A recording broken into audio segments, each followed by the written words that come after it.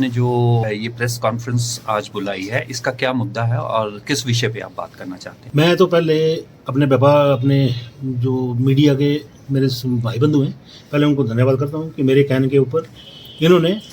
आके यहाँ press conference करने के लिए तैयार हुए और जो है सारे शहर में जो आजकल चल रहा है, जो मुश्किल सारा शहर फेस कर रहा है, उसके बारे में सुनने के लिए तैयार हुए हैं। तो मेरा as a senior citizen of Dalhousie plus व्यापार मंडल एसोसिएशन का प्रेसिडेंट होने के नाते मैं पहले ही बोल चुका हूँ, आज फिर मैं आपसे रिक्वेस्ट करता हूँ कि जो शहर में हो रहा है वो fully failure of municipal council, जो प्रेजेंट म्यूनसिपल फेलियर है, और उसमें कुछ मेंबर्स हैं म्यूनसिपल काउंसिल के जो एडमिट भी कर चुके हैं कि हमारा जो है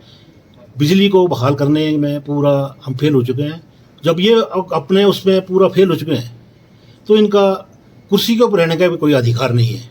क्योंकि शहर की पब्लिक ने इन्हें इसलिए नहीं चुन के भेजा था।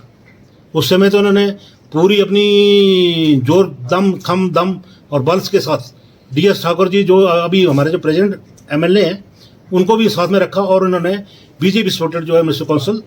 तैयार की, और जिनका 4 साल का जो जितना भी पीरियड रहा है सारा फेलियर है। अब इस समय जो शहर पूरा भुगत रहा है, वो शहर में लाइट की व्यवस्था सुचारू न होने से शहर पूरा इस चीज़ को मान रहा है कि हमने जो काम किया है, हम इन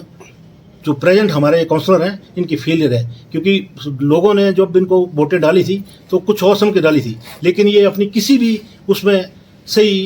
कामयाब नहीं हुए। जब ये इनके लाइट को बहाल करने में फेल है तो इनको अपने पद के ऊपर रहने का भी कोई अधिकार नहीं है। अगर ये अपने पद से इस्तीफा देके एक्सेप्ट करवाते हैं, उसके बाद behalf of senior citizen plus व्यापार मंडल प्रेसिडेंट, उसके बाद हमारी ड्यूटी बनती है हम कैसे इस लाइट को बहाल कराएं और कैसे हम जो डेलीगेशन करने में, क्योंकि इनका जो स्टाइल ऑफ वर्किंग है वो बिल्कुल गलत है, क्योंकि ये सीधे तरीके से काम ही नहीं करवा रहे। अब हमारे प्रेजेंट जो MLA यहाँ के DS ठाकुर जी, उन्होंने उस दिन आक्रोश रैली में पहला क्वेश्चन ये किया कि डलहौजी में आज देखो जी इतने दिन हो गए हैं, हफ्ते से ऊपर हमारे भारद्वाज जी वहाँ बैठे थे MP, और अपने वो दूसरे विपिन परमार जी वहाँ बैठे हुए थे, सारे वो आक्रोश रैली में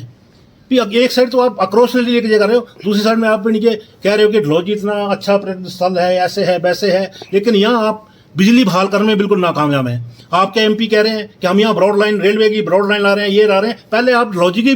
वो तो देखो, पहले डलहौजी में बिजली जो आज का संकट है डलहौजी में छाया हुआ है, जो 6 बजे के बाद कोई टूरिस्ट बाहर नहीं निकलता, कोई लोकल बाहर निकल के राजी नहीं है, क्योंकि किस लिए आए वो अपनी जान को जोखिम में डाल के। कोई इनके व्यापारियों के पास नहीं आएगा, कोई होटल में नहीं आएगा, और इसका जो जितना भी इंप्रेशन जा रहा है सारा गलत जा रहा है और सारा शहर को इनके अफेक्ट कर रहा है। आने वाला टाइम अगर यही पोजीशन रही तो इस शहर का पूरा हाल होने वाला है, क्योंकि 25 दिसंबर आ रहा है, आगे क्रिसमस डे आ रहा है, 31 आ रहा है। कौन आएगा इस शहर में? कौन अपनी जान को जोखिम में डाल के यहाँ इस शहर में वो करेगा? तो क्या चाहते हैं अभी? हम ये चाहते हैं कि अगर इनसे ये चीज़ नहीं बहाल हो सकती, अगर शहर की जो है लाइट व्यवस्था अगर आपसे बहाल नहीं होती तो आपको अपने पदों के ऊपर भी रहने का कोई अधिकार नहीं है। इसलिए आप रिजाइन करें। जब आपका रिजाइन एक्सेप्ट हो जाता है, उसके बाद बिहाफ ऑफ इनके व्यापार मंडल प्रेसिडेंट व्यापार मंडल डलहौजी और एज ए सीनियर सिटीजन,